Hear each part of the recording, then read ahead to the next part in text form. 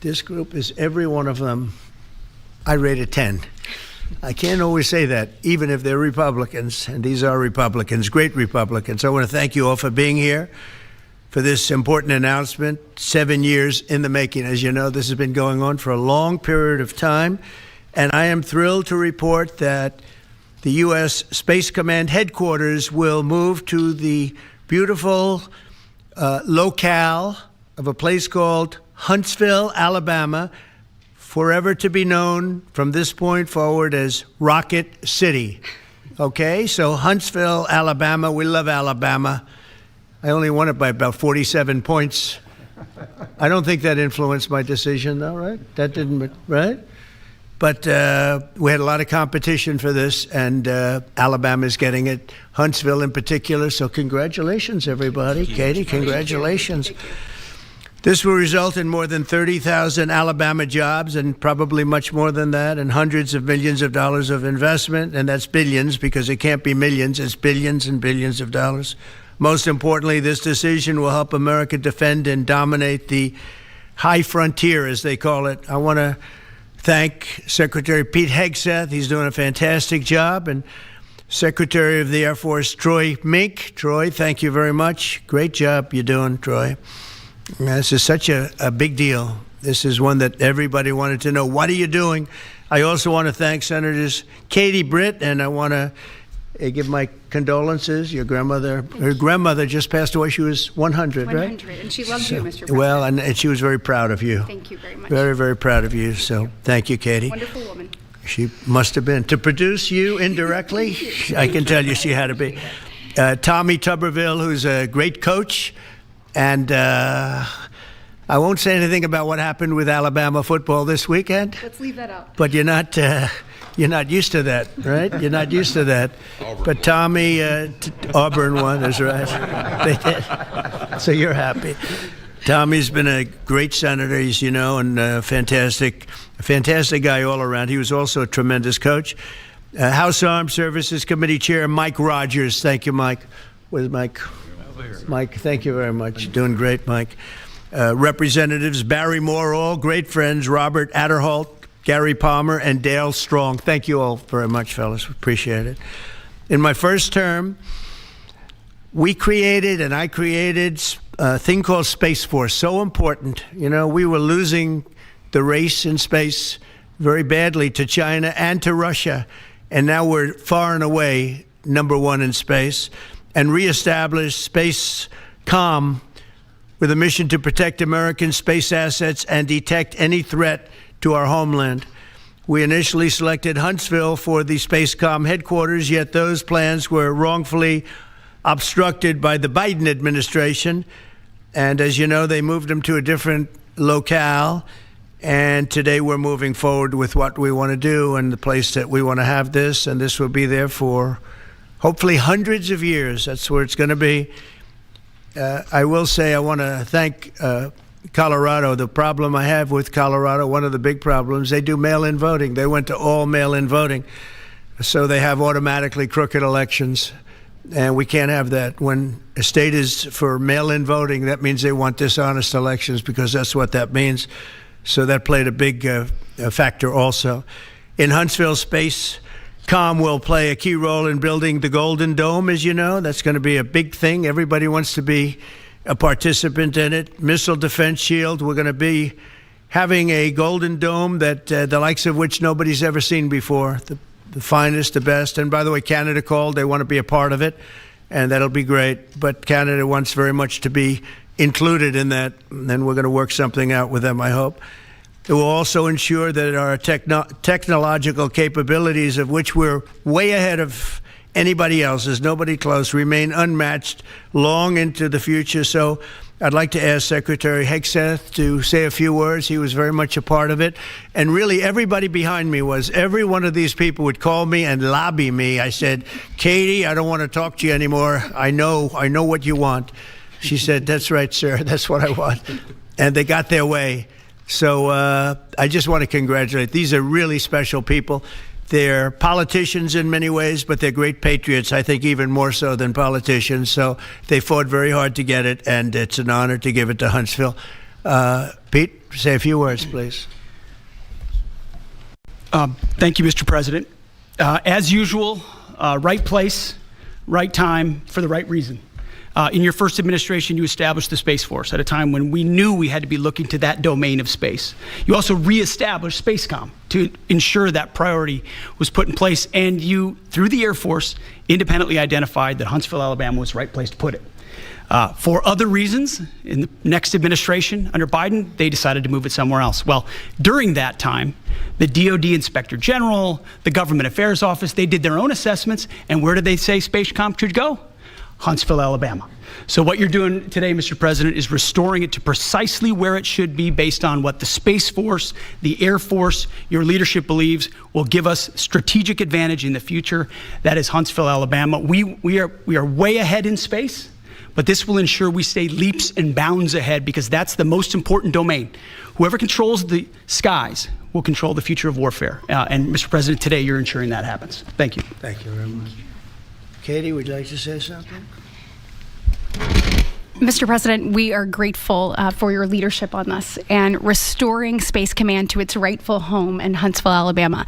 This delegation has worked together, both chambers, both parties, to make sure that Huntsville was the place that Space Command called home. As was mentioned, obviously the Biden administration chose to make this political. What we want to do is put the safety and security of Americans first. We want to make sure that our warfighter is put first, and we want to make sure that America continues to lead. And today, Mr. President, you've allowed that to happen. Thank you. Thank you very much. Tommy, please. Yeah, thank you. Thank you, Mr. President. This is a great day for our country, not just for our state of Alabama. We need help in our military. We need to catch up. And as Secretary has said, we're not behind in space, but we know where we're at, and we need to expound on that. Now, this move will save the taxpayers $480 million. It's not going to cost more. It's going to cut $480 million. We have the plans intact. It'll be behind a secure wall in Huntsville, Alabama, at Redstone Arsenal. We have 40,000 people there. We have the FBI there. We have missile defense there. We have NASA, Blue Origin, and SpaceX. It is the perfect place for Space Command. I would tell you today, and I've spoke with the President for the last 3 or 4 years about this. If I thought it needed to go somewhere else because I understand the security of our country, I'd be for that. But the best place for Space Command is Huntsville, Alabama, because what we have and what it means to this country is going to be so important. So thank you, Mr. President, for this, and we look forward to building a huge Space Command and having the Donald J. Trump Space Command Center in Huntsville, Alabama. Here.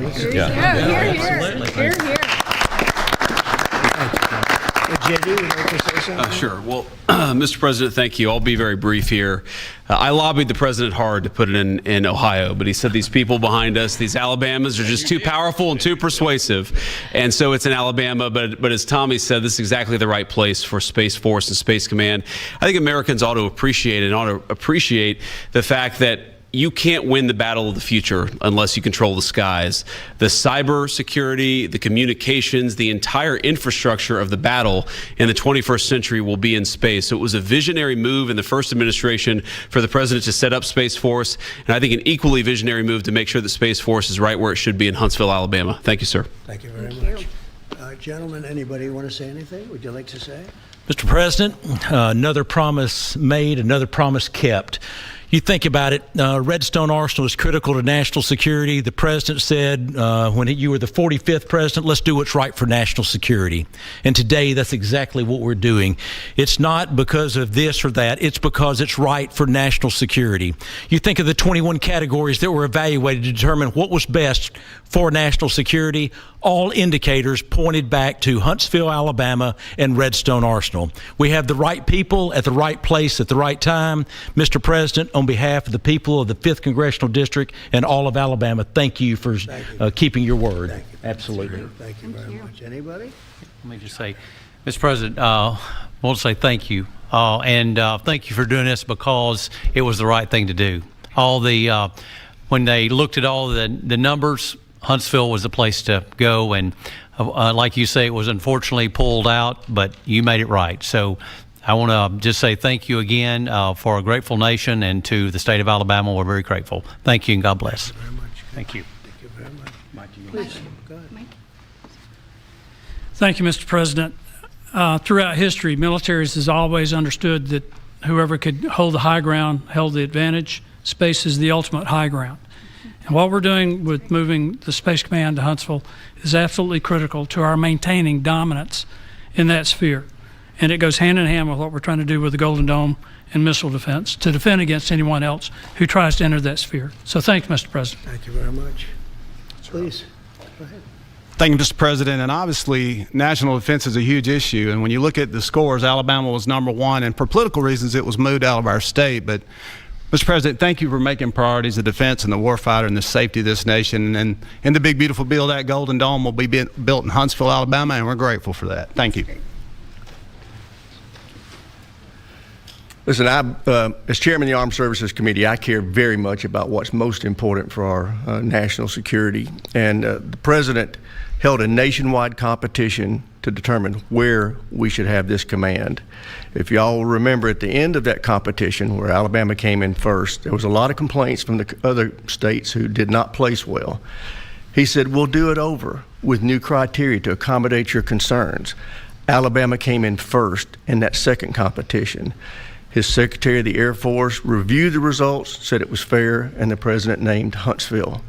It was the Biden administration that decided to make it political, even though his own Secretary of the Air Force said it was a fair competition and it should be in Huntsville. So I want you to know I appreciate this president standing up and being strong and saying he's going to make this right and put it where it rightfully belongs, and that's Huntsville, Alabama. Thank you very much. Good job. Appreciate it. So thank you all very much. You are going to leave me alone now. You're not going to call me anymore and talk about this subject, right? You promise? They'll start something else. But I just want to congratulate you. It's a very big deal. When you come out and when you leave the room, you'll see that we just, over the last few minutes, literally shot out a boat, a drug-carrying boat, a lot of drugs in that boat. And you'll be seeing that, and you'll be reading about that. It just happened moments ago, and our great general, head of the Joint Chiefs of Staff, who's been so incredible, including what took place in Iran, knocking out potential nuclear power for a long time to come. I think within a month they would have had it if we didn't do what we did. But he gave us a little bit of a briefing, and you'll see. And there's more where that came from. We have a lot of drugs pouring into our country, coming in for a long time.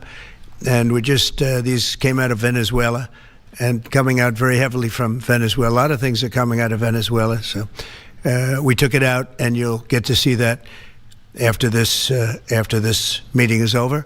Do you have any questions, please? Yeah, please. Thank you, Mr. President. Senator Tuberville talked about the cost savings associated with this announcement. Can you talk about the strategic benefits by having Space Force Command headquartered in Huntsville? Well, it just works because we have so much else there. And having a central, you could call it a central command, but it really is a command station. Also, even locationally, where it is, and when you think about flying distances, if you can save a half an hour as fast as some of these planes go and things go, and even the rockets go, if you can save by having the best location. So we went out, as you know, to experts, and we had 4 different groups of experts. They all said this was the best location. I also loved it from the standpoint, I know the people of Alabama, they are great people, work hard, and there's no games, and they're very proud of it. And I would say they fought harder for it than anybody else also. A lot of states, 5 states really wanted it, but they wanted it more. And I kid you not when I say that these people, they spoke to me a lot. That's all they wanted to talk about. They didn't want to talk about the weather. They only wanted to talk about moving to this location, moving to Alabama, Huntsville in particular. So we're honored to do it. They really wanted it badly, and they got it. Peter? President Trump, something completely different, but about a big viral social media trend over the weekend. How did you find out over the weekend that you were dead? You see that? No. People didn't see it for a couple days. 1.3 million user engagements as of Saturday morning about your demise. Really? I didn't see that. You know, I have heard, it's sort of crazy, but last week I did numerous news conferences, all successful. They went very well, like this is going very well. And then I didn't do any for 2 days, and they said, there must be something wrong with him.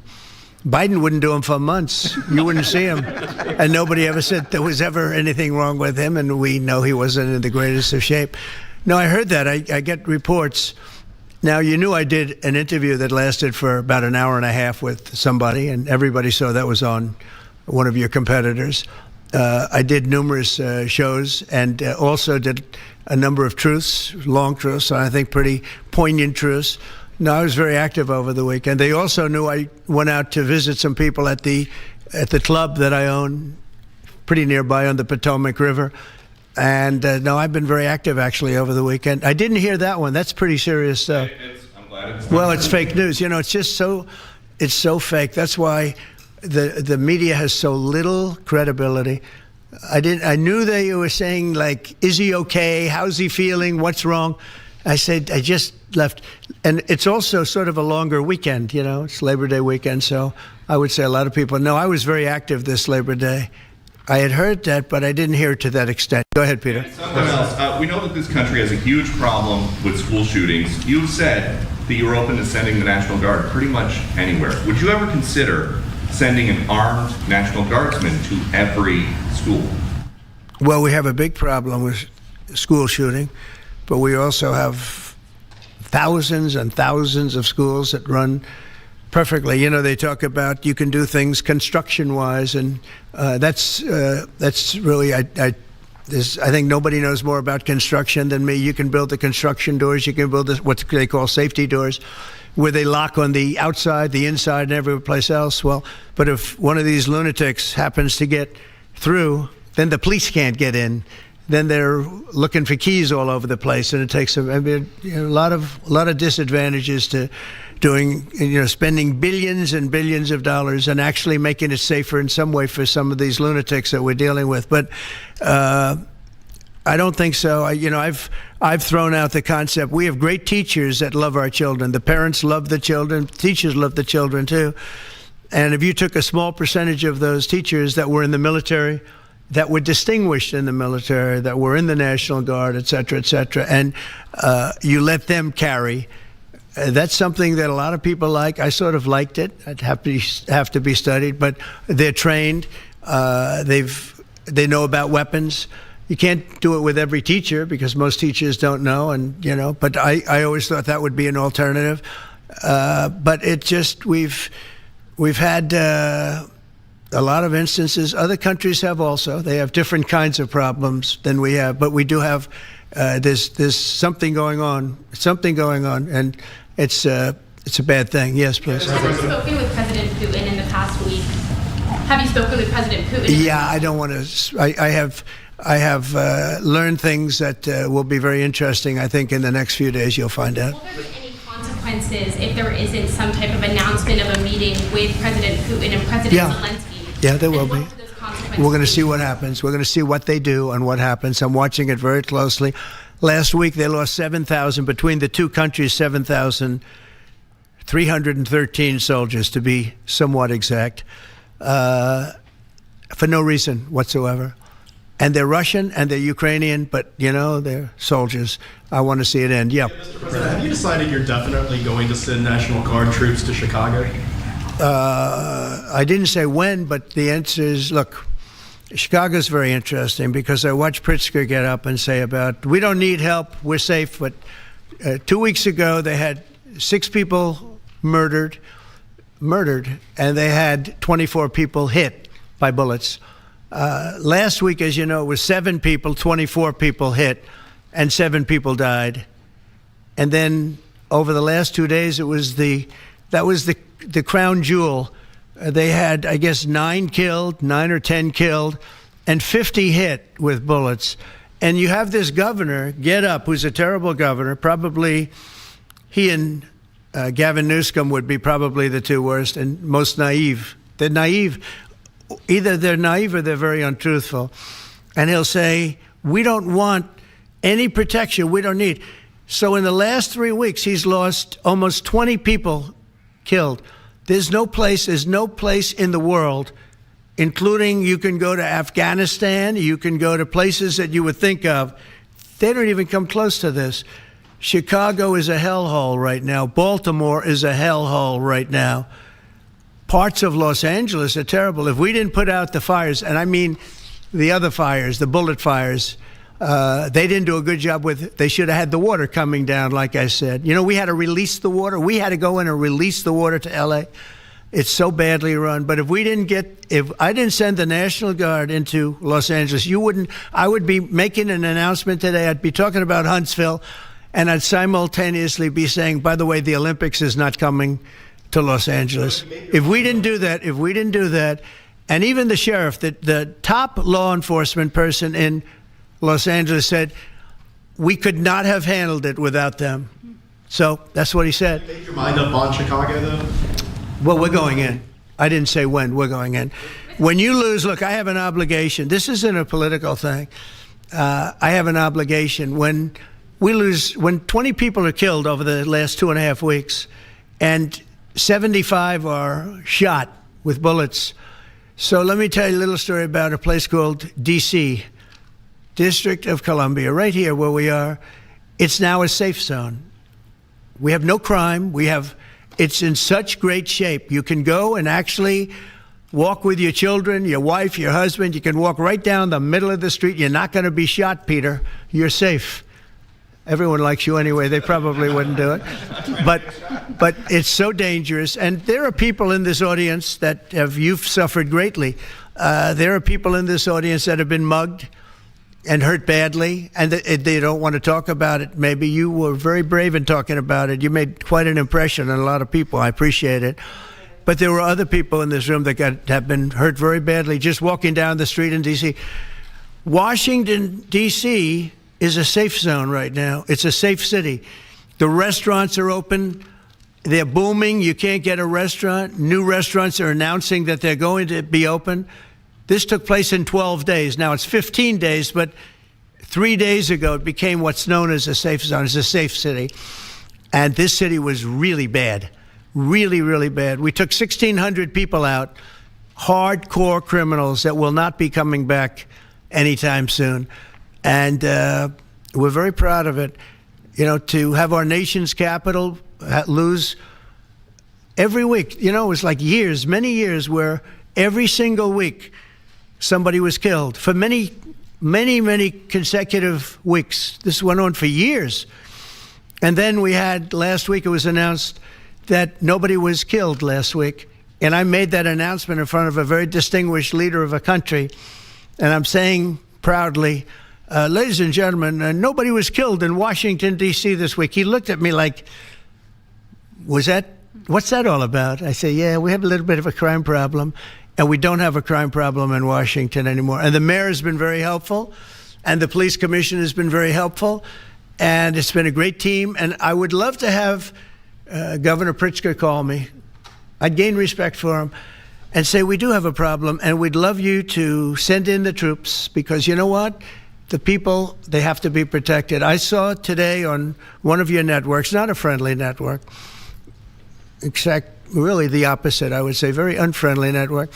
And they interviewed about 12 people on this morning. Most of them were African American, who were black. And they were saying, please, please, please let the president send in. These were people from Chicago. Please, we need help. We need help. We can't walk outside. We're petrified. If the governor of Illinois would call me up, I would love to do it. Now, we're going to do it anyway. We have the right to do it because I have an obligation to protect this country. And that includes Baltimore. I saw where Governor Moore was asking me to take a walk down the street of Baltimore. Well, Baltimore is a very unsafe place. It's rated number 4 in the city, one of the most unsafe places anywhere in the world. But, you know, we took care. This was a beautiful thing that happened in Washington because we showed that it could be done. And this wasn't just sending big, strong guys, and they are big and they are strong. You know, we had a great decision from the Supreme Court that had to do with sort of talent. It had to do with you are put down based on merit. You can hire based on merit. So merit for a soldier or for a policeman is strong, physically fit, having a certain ability, not a person that is woke and got the job through woke, but wasn't strong enough to lift a gun out of the holster, et cetera, et cetera. No, I looked at the police. As you know, last week I went over, we had a meeting there had to be 300 people, and they were all very impressive looking. And when the bad guys see them, they're not going to do a thing. And so I'm very proud of Washington. It serves as a template, and we're going to do it elsewhere. But Chicago is certainly going to be high. I would love to have him call. I would love the governor of Illinois. I'd be honored to take his call. All he has to do is say, sir, we need help. It's out of control. And everyone knows it is. He's not kidding anyone. I would love to have, I would say, Governor Moore call, because I watched him over the weekend trying to explain that Baltimore, what they need is housing. No, they don't need housing. They need to get rid of the criminals. These are hardcore criminals. You know, we took many people off the streets of Washington, D.C. They're hardcore. They're not going to be good. In 10 years, in 20 years, in 2 years, they're going to be criminals. They were born to be criminals, frankly. They were born to be criminals, and they're tough and mean, and they'll cut your throat, and they won't even think about it the next day. They won't even remember that they did it. And we're not going to have those people. Washington, D.C. is now a safe zone. It's a safe place. And you can walk, Katie, you can walk right down the street with, by the way, one of the biggest human beings I've ever seen, which is her husband. He was a football player for like 11 years in the NFL. He's a big person. But big doesn't mean anything when they have guns and when they have knives and everything else that they have, right? But you can walk right down the street, even by yourself, and you're totally safe. Washington, D.C. is a great thing. Yes, ma'am, please. Mr. President, as you're calling on Democratic leaders across the country to work with you on crime, do you see your efforts here in D.C., including, for example, working with Mayor Bowser here as a model for bringing more bipartisanship in matters not only with crime, but also issues that matter to everyday American people's lives? So Mayor Bowser's been great. She could have taken the thing, and then after I clean it up, they'll take credit for it. You know what they do is they take credit. Like, we cleaned up Los Angeles. We did a great job there. And it was overwhelming what was going on. And again, the police chief made a statement that we could not have done, there's no way they could handle it. You saw what was happening out there. It was going to be a disaster. We stopped it cold.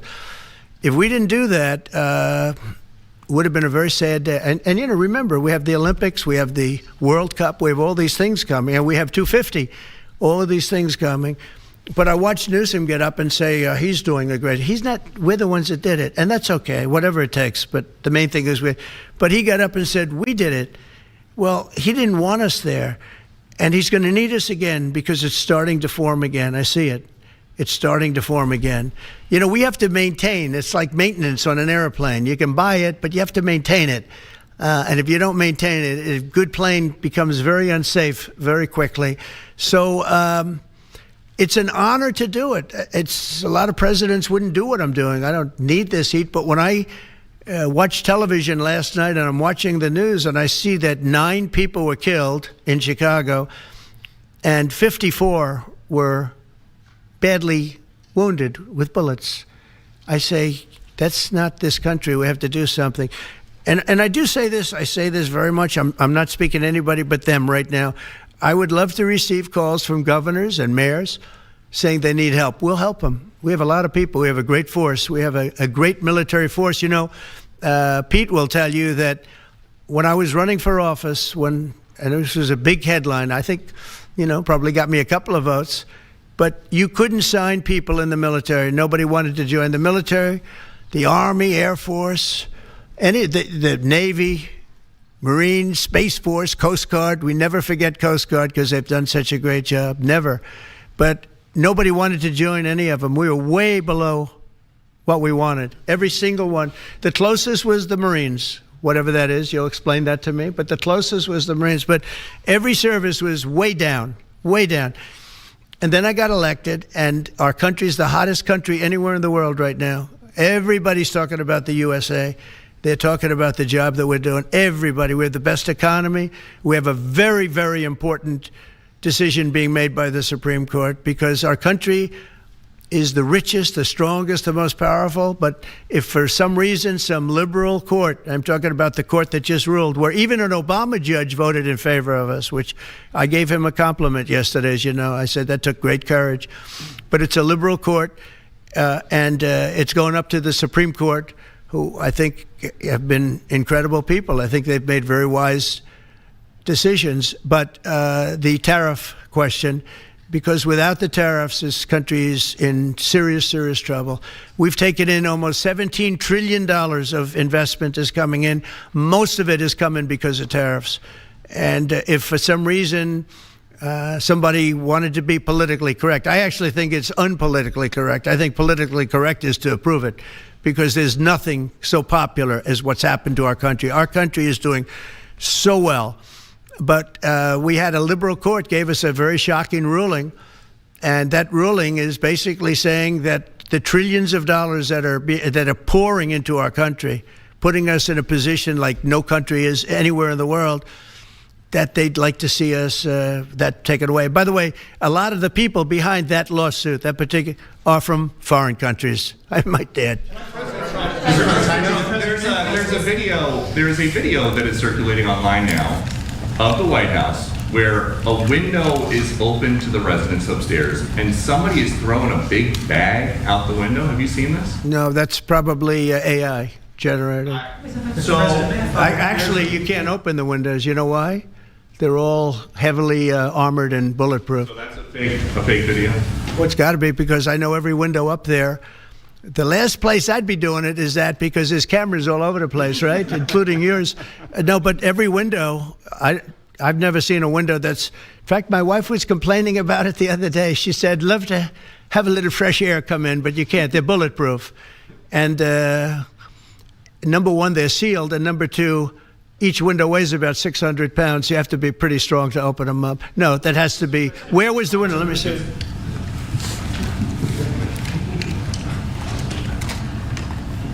Maybe from the renovations. Which is the window? It looks like this is on the 15th Street side, I think. Yeah. So right here. Yeah, those windows are sealed. Those windows they're all sealed. You can't open them. What you were saying regarding the federal... It's the kind of thing they do. And one of the problems we have with AI, it's both good and bad. If something happens really bad, just blame AI. But also they create things, you know, it works both ways. If something happens that's really bad, maybe I'll have to just blame AI. But there's truth to it because I see so many phony things. I saw something as I was growing up from the time I was a baby till now. I said, who did that? It was AI generated. So it's a little bit scary, to be honest with you. But those windows are all very heavily sealed. Thank you, Mr. President. I want to follow up with what you were saying regarding that federal appellate court that ruled against you and your administration as it relates to your ability. Well, they ruled against our country, the court, and they ruled against us before. It's a very liberal court. You called it highly partisan in your Well, it social certainly media is. It certainly and in is. fact, it was along ideological lines, 7-4. Well, except that we actually got one of the Obama judges that was appointed by President Obama voted in favor of the tariffs because he felt it was imperative for our country to thrive and survive even. And I gave him credit. I said, you know what? That took a lot of courage for him to do it because you don't see that often. So my question is, I suspect you're going to appeal that all the way to the Supreme Court. Well, we already have, yeah. In fact, we're doing something else. We're going to be going to the Supreme Court, we think, tomorrow because we need an early decision. I mean, look, the financial fabric of our country, we're a rich, incredible country right now, and we're able to, you know, other countries use tariffs on us for years. And we never did. I did a lot during my first term, but then we had COVID and we had to focus on other things. You couldn't be tariffing Italy, Spain, France, as they were dying by the thousands and millions. But we did with China, and China paid us billions and billions of dollars. And I started the process, but then I had to end it a little bit because of COVID. We focused on that. But no, it's a very important decision. And frankly, if they make the wrong decision, it would be a devastation for our country. We've taken in trillions of dollars And by the way, all these countries signed agreements. As an example, they're all happy. Everybody's happy. But some whack job put in a lawsuit. It went before a very liberal court, and the liberal court ruled, it was 11, they ruled 7-4, with one of the most liberal of them all voting in our favor because they're patriots. I think I give tremendous credit to that judge. And now it's going to the Supreme Court. Now we're going to be asking for early admittance. We're going tomorrow, and we're going to ask for an expedited ruling because, when you look at the stock market's down today, the stock market's down because of that, because the stock market needs the tariffs. They want the tariffs. If you look at AI, all of those, all of that money that's going to be invested, trillions and trillions of dollars, the biggest thing, bigger than the internet, I suspect. It's the internet plus 3 or 4 other things combined. We are leading very substantially with AI. We're leading because of tariffs. We're leading because of talent, and this is where they'd like to be. But without the tariffs, we wouldn't have a chance because we wouldn't be able to protect those investments of the companies coming in. So if you took away tariffs, we could end up being a third world country. That's how big the ruling. So we're asking for an expedited ruling. As a backstop to that, President, you have a Republican-controlled Congress. You control the House. You control the Senate. Yeah, but we don't have 60 votes. We don't have 60 votes. I'd love to do that. Oh, if we had 60 senators, if we got the 60 votes, we would get them. But we need 60 votes, and we need a certain number in the House. I think we'd get, I don't know, we have about 5 of them here. Would everybody agree with me on tariffs? Without tariffs, we're a different country. We have taken in so much money. And here's the thing. We signed a deal with Japan. They're paying us hundreds of billions of dollars.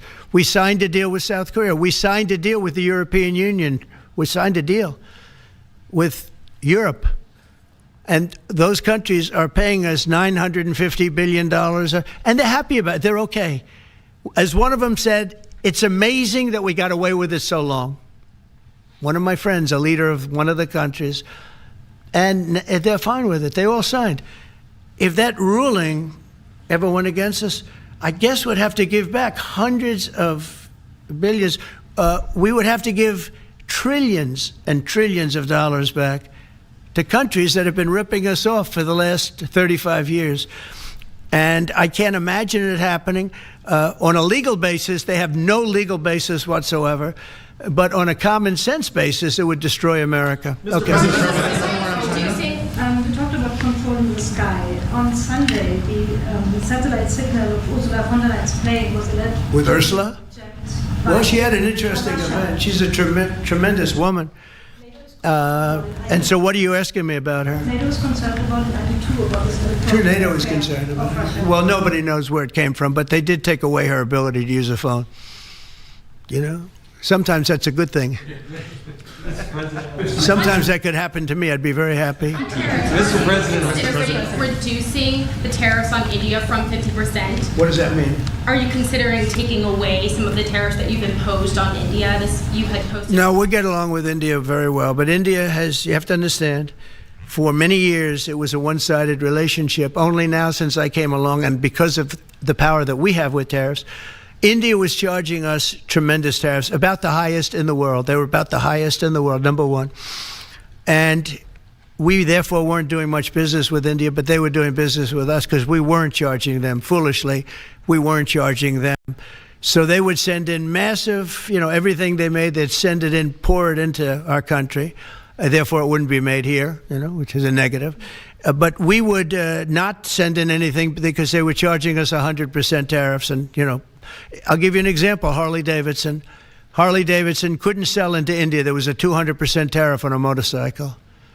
So what happens? Harley Davidson went to India and built a motorcycle plant. And now they don't have to pay tariffs. Same thing as us. So what we're doing is literally thousands of companies are coming into the U.S., car companies, AI, but, more traditionally, car companies. We have so many car company factories under construction or being designed right now. And they're coming from China, they're coming from Mexico, I must tell you, and they're coming from Canada. A lot of them coming from Canada. but they're coming into our country because they want to build here.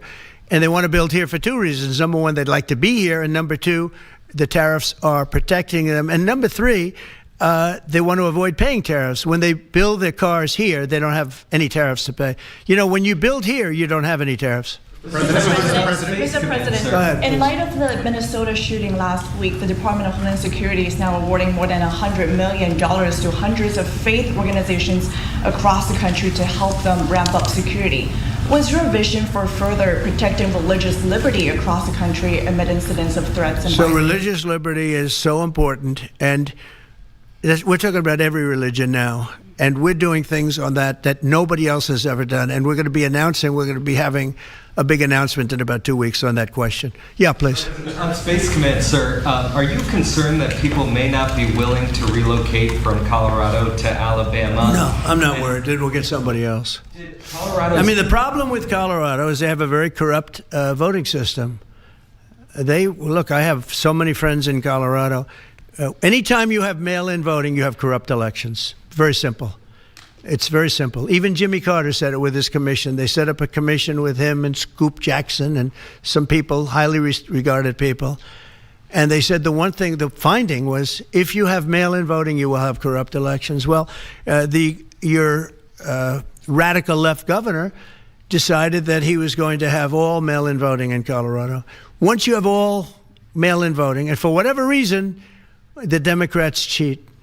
And they cheat like, they're not stupid. That's the only thing. They're no good on policy.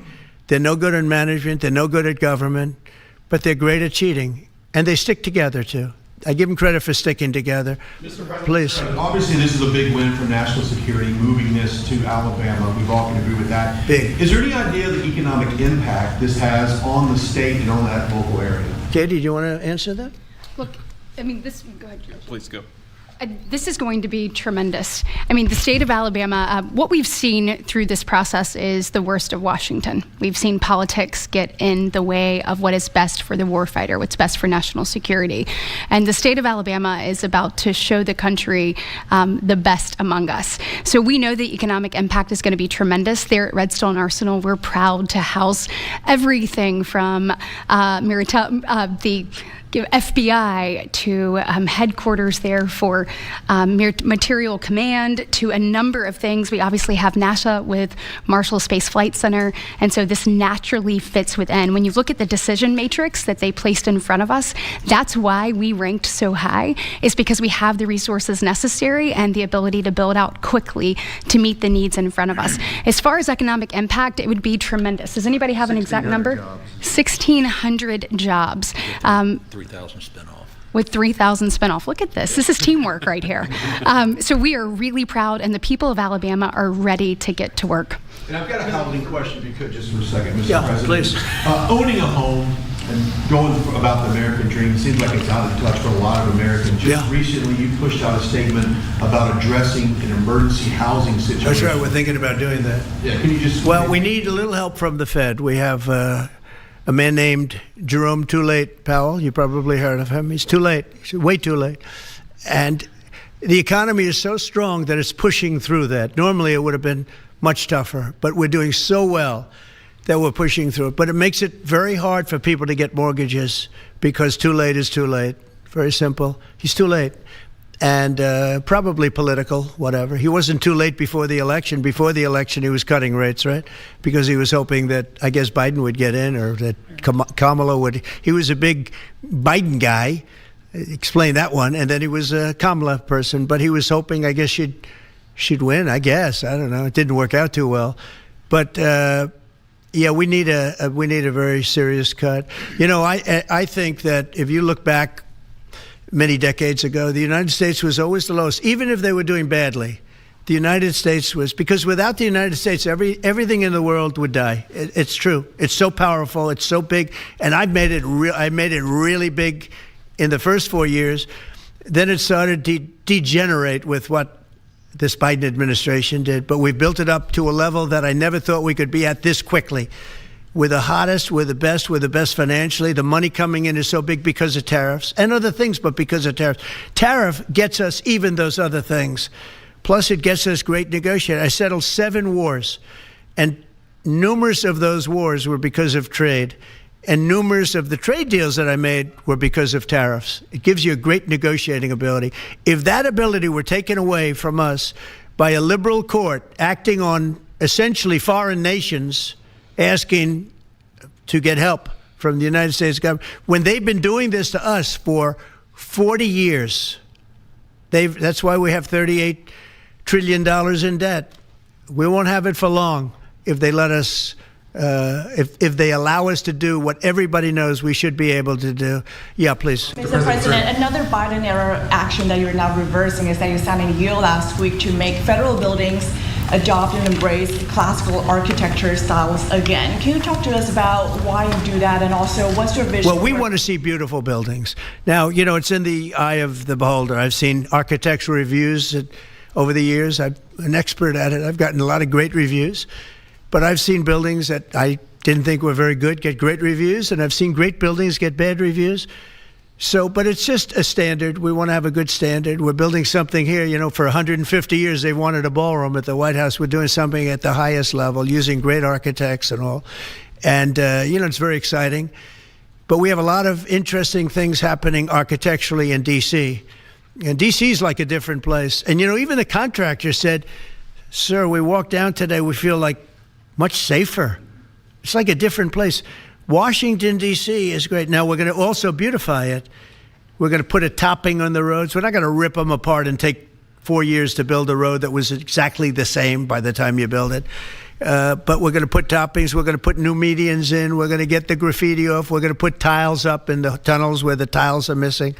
We'll do the whole tunnel instead of, you know, a little area where you see new tiles, old tiles that never look too good, but they could use it. You know, they've been up for 50 years. They've served their duty.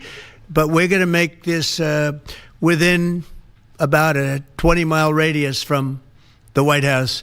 We're going to have this place spick and span. It's going to be crime-free, and it's going to be spick and span. It's going to be, you'll be proud of Washington again. Go ahead, please. Sir, China's having a massive military parade that President Putin and Kim Jong-un will be attending. Do you interpret that as a challenge to this? And are you concerned at all about those countries trying to be some sort of counterweight? Not at all. China needs us, and I have a very good relationship with President Xi, as you know, but China needs us much more than we need them. No, I don't see that at all, no. And I had actually a very good meeting with President Putin a couple of weeks ago. We'll see if anything comes out of it. If it doesn't, we'll take a different stance. Everyone March today in California ruled that your deployment of National Guard troops to Los Angeles was illegal. Do you have any response? Well, it was a radical left judge.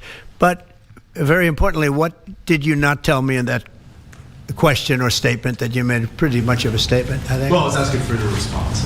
No, you didn't say what the judge said, though. The judge said, but you can leave the 300 people that you already have in place. They can continue to be in place. That's all we need. But why didn't you put that as part of your statement? Because the same judge ruled exactly as you said, except the judge said that you can leave the 300 people that you already have in place. They can stay, they can remain, they can do what they have to do. Thank you very much, everybody. We appreciate it. Thank you. Thank you. Thank you. En cambio, yo